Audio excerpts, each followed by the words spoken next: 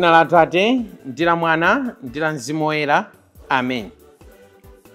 Tikulandireni abale ndi alongo mwa Ambuye pano patiyankhuleni Ambuye. Lero pa 22 May 2025. Ndipo mawu athu oyamba lero akuchokera mawu a ntchito za atumwi. Ntchito za atumwi mutu 15 kuyambira ndime ya 7 kulekezera ndime ya 21. Amene akutiwerengera mawu oyamba ndi a Innocent Kasongo kuchokera ku St. Michael's Bangwe Parish mu Archdiocese ya Blantyre. Ndipo uthenga wathu wabwino wa lero ukuchokera mu uthenga wa Yohane. Yohane mutu 15 kuyambira ndime ya 9 kulekezera ndime ya 11. Amene akutiwerengera mawu a mthenga wabwino komanso kutigawira mawu ndi Reverend Father John Enoch Kaliwamba kuchokera ku Our Lady of Fatima Salima Parish mu Archdiocese ya Lilongwe. Abale ndi alongo, tiyeni tikhalire limodzi. Mawu oyamba. Mawu a m'buku la ntchito za atumwi.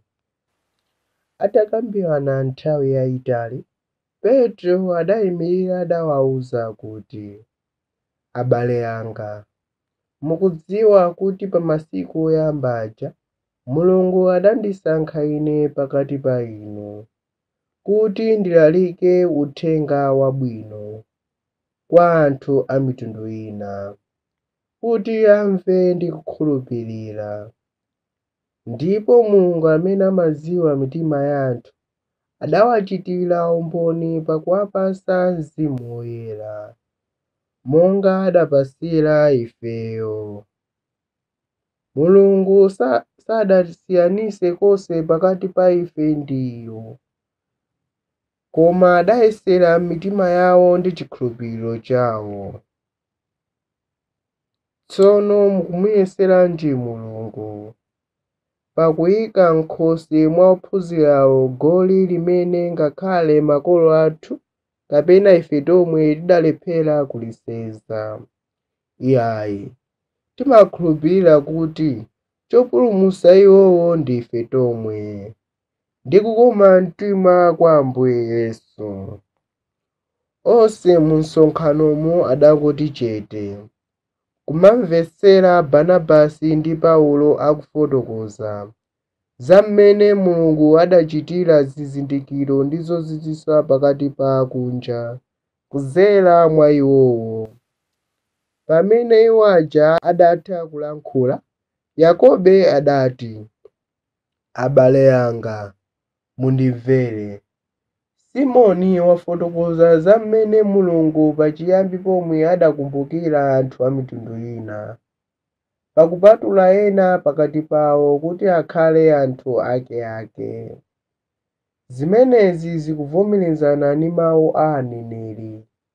Paja kudalembedwa kuti, zitatha zimenezi ndizabwerera, ndizamanganso nyumba ya Davide imene idagwa, ndizamanganso zopasuka zake ndi kuyikonzanso. Ndizachita choncho kuti anthu ena onse afunefune Ambuye, ndiye kuti anthu a mitundu yonse amene amadziwika ndi dzina langa. Akutero ndi chauta, amene adawulula zimenezi kuyambira kalekale. Chifukwa chake ine ndikuti, tisawavute anthu a mitundu ina, amene akutembenuka mtima kumasata Mulungu, koma tiwalembere kalata kuwawuza kuti asamadye zimene zili zosayenera, chifukwa zidaperekedwa kwa mafano, alewe dama, ndipo asamadye nyama zochita kupotola, alewenso magazi. Paja kuyambira kalekale mu mzinda uliwonse muli anthu ophunzitsa malamulo a Mose ndipo amawerenga mawu ake m'nyumba za mapemphero pa tsiku la Sabata lililonse. Mawu a Ambuye. Tithokoze Mulungu. Yesu ndiye mpesa weniweni. Ambuye akhale nanu, akhalenso ndi mzimu wanu. Mawu a Uthenga Wabwino monga adalembera Yohane Oyera. Ulemu kwa inu Ambuye. Monga momwe Atate andikondera, inenso ndakukondani. Muzikhala m'chikondi changachi. Ngati mutsata malamulo anga, mudzakhala m'chikondi changa. Monga momwe ine ndatsatira malamulo a Atate anga, ndipo ndidzakhala m'chikondi chawo. Ndakuwuzani zimenezi kuti chimwemwe changa chikhale mwa inu, kuti chimwemwe chanu chikhale chathunthu. Mthenga wa Ambuye. Ulemu kwa inu Ambuye Yesu Khristu. Ngati pali maulaliki amene tawamva maulendo ambiri, ngati pali maulaliki amene akhristu amanena kuti maulaliki awa anditopetsa, ndi maulaliki achikondi. Timanena kuti tamva maulendo ambiri zokhudza kuti tizikondana. Koma Uthenga Wabwino wa lero ukutiyitana kunena kuti ife tisinkhesinkhe, kunena kuti kodi pamene ife tamva za chikondi mowirikiza, kodi taonetsa chikondi chomwecho mowirikizanso? Mwinatu talephera kuonetsa chikondicho mowirikiza ngakhale tachimva chikondicho mowirikiza. Uthenga Wabwino wa lero Ambuye Yesu akutiwuza kunena kuti monga momwe Atate andikondera, inenso ndikukondani. Lero Ambuye Yesu poyambirira penipeni akupanga chikondi kukhala chofumira mwa Mulungu. Kuti chikondi chikufumira kuchokera mwa Mulungu kupita mwa Ambuye Yesu, kenaka chuchoka mwa Ambuye Yesu, kenaka chikubwera kwa ife anthu. Tikamakonda, tikamaonetsa chikondi, tizidziwa kunena kuti timakhala kuti tikupitiriza chikondi chomwecho chimene chachokera mwa Mulungu Atate, ndiye chafika mwa Ambuye Yesu, ndiye chakatherano mwa ife. Ambiri mwa ife kodi tingathe kunena kuti chikondi chimene Mulungu amationetsera ndi chikondiso chimenenso ife timaonetsana cho dziko lapansi? Ena afetu chikondi cha Mulungu chimathera mwa ife. Kuti Mulungu amatikonda inde kudzera mwa Ambuye Yesu, koma chikondicho ife timalephera kuti tichionetse kwa anthu ena. Ndifake Mother Teresa wa Calcutta amene ndoyera adanena kuti the world is undergoing through a greatest hunger, and the greatest hunger of the world is not that material poverty, but that lack of love. Akuti dziko lapansi likudutsa munjala ya nanu, munjala yayikulu kwambiri. Koma njala imene ili yayikulu kwambiri, koma njala imene ili yoopsa kwambiri. Si njala yosweka katundu, si njala yosweka chakudya, si njala yosweka ndalama, koma ndi njala yosoweka chikondi. Kodi amene akuyenera kukonda ndi ndani? Iwo amene akuyenera kuti akonde ndi iwo amene alandira chikondi chomwecho kwa Ambuye Yesu. Ambuye Yesu akutikonda chifukwa chonena kuti Mulungu Atate anamukonda. Nafenso tikuyenera kuti tionetse chikondi chomwecho chifukwa chonena kuti Mulungunso kudzera mwa Ambuye Yesu amationetserabe chikondi chomwecho. Wina adafotokoza kunena kuti atikulephera kuonetsa chikondi kwa anzathu kuli ngati kunena kuti I don't care. Sindingaonetse chikondi kwa anzanga because I don't care, because God doesn't even love me. So why should I care loving others if God doesn't love me? Akuti ndi zimene ife moyo wathu umaonetsa, akuti ndi zimene ife moyo wathu umalankhula, tikalephera kuonetsa chikondi kwa anzathu. Koma lero moyo umene tili nawo ni mphatso yochokera kwa Mulungu ndipo ndi chikondi chokhachokha cha Mulungu. Ntchito zimene tili nazo ndi chikondi cha Mulungu chokhachokha. Mabanja amene tili nawo ndi chikondi cha Mulungu chokhachokha. Zonsezi zizitilankhula kunena kuti ndakuonetseranitu chikondi, nanunso taonetsaninso chikondi ku dziko lapansi. Uthenga wabwino wa lero ukupitiriza kutuza kuti ngati mutsata malamulo anga mudzakhala mu chikondi changa monga momwe ine ndatsatira malamulo a Atate anga ndipo ndimakhala mu chikondi chawo. Kufuna kutionetsanso kuna kuti njira ina yayifupi yachidule kwambiri yopezera chikondi cha Mulungu sinde kuti ndikungogwada kokha ayi.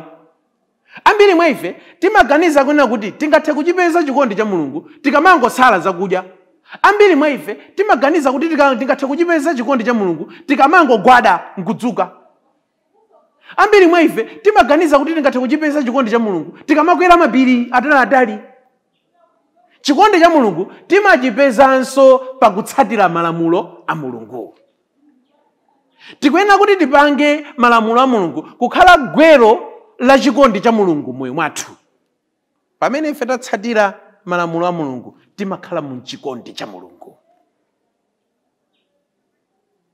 Ku Zimbabwe kuli mpingo wina amautcha the Ten Commandments Church. Ndiye mpingo umenewu akunena kuti akakumana la Mulungu choyambirira chenicheni chimene mu mpingo umene wamachita akuti munthu umabwera kutsogolo nkunyamula baibulo ndiye umanena pa malamulo a Mulungu 10 aja ati umanena kuna kuti ndalephera kutsatira lamulo la usabe ndinabera mzanga, ndalephera lamulo lolephera kuonetsa chikondi kwa Mulungu chifukwa chonena kuti la Mulungu lathali sinabwere kuno kutchalichi. Ndakunena kuti umati ukanena choncho utagwira baibulo akuti amakukwapula potengera malamulo a Mulungu amene waphwanya.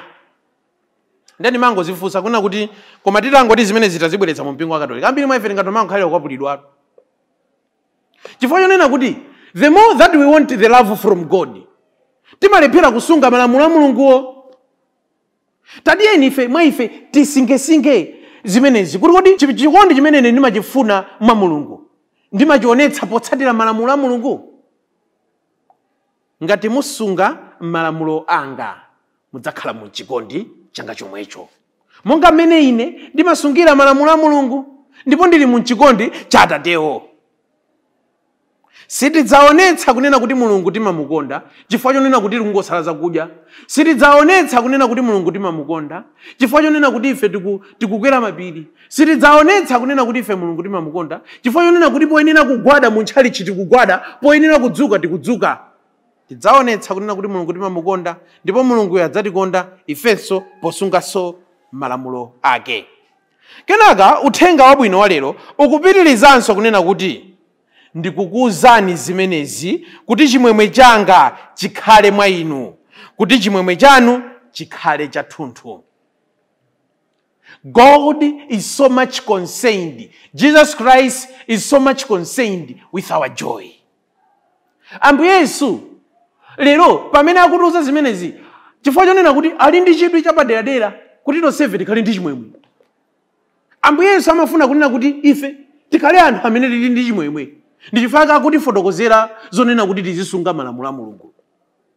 Pamene Ambuye Yesu ali ndi chidwi choti inu mukhale ndi chimwemwe, pamene Ambuye Yesu ali ndi chidwi choti ine ndikhale mu chimwemwe, kodi ine ndimakhala ndi chidwi ndi chimwemwe changa chomwe?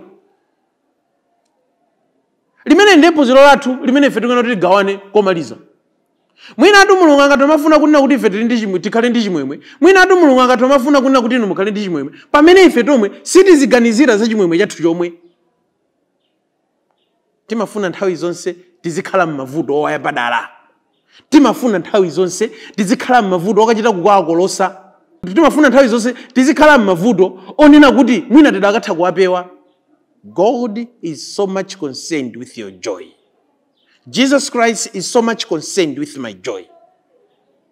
Alipo tu anthu mungathe kuwathandiza kunena atuluke mu ngongole. Ngukamva tsono atenganso tu ngongole inaso. Mwina atu Mulungu akufuna kuti inu mukhale ndi chimwemwe koma inu simukuchifuna nokha chimwemwe. Alipo anthu amene amakhala kuti ali mu banja limene lili mavuto akulu. Nkutulukamo mavuto muja mukaona soti adzikoletsanso ku mavuto inaso. Mwina ndo Mulungu afuna kuti ife tikhale ndi chimwemwe koma ife aini yake sitikuchifuna chimwemwecho.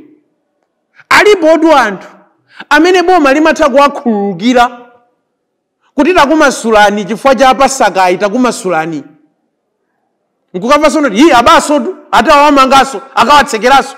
Mwina ndo Mulungu akufuna kuti ife tikhale ndi chimwemwe koma ife sitikufuna kuti tikhale ndi chimwemwe. Alipo anthu amene umanena kuti atanadzimangirira koma tinawapeza mwamwe ayasadafe ndetawamasula nkukamvanso kuna kuti atamwaso temeki. Mwina ndo Mulungu akufuna kuti ife tikhale ndi chimwemwe koma ife sitikuchifuna chimwemwe. Mulungu akutiuza zonsezi kuti tikhale ndi chimwemwe. Bwanji chimwemwe chimene Mulungu akuchifuna kuti chikhale moyo mwanu chipezekedi moyo mwanu nanunso poonetsetsa kunena kuti mukutsatira zina zilizonse zimene zingathe kukupatsani chimwemwe moyo mwanu. Amen.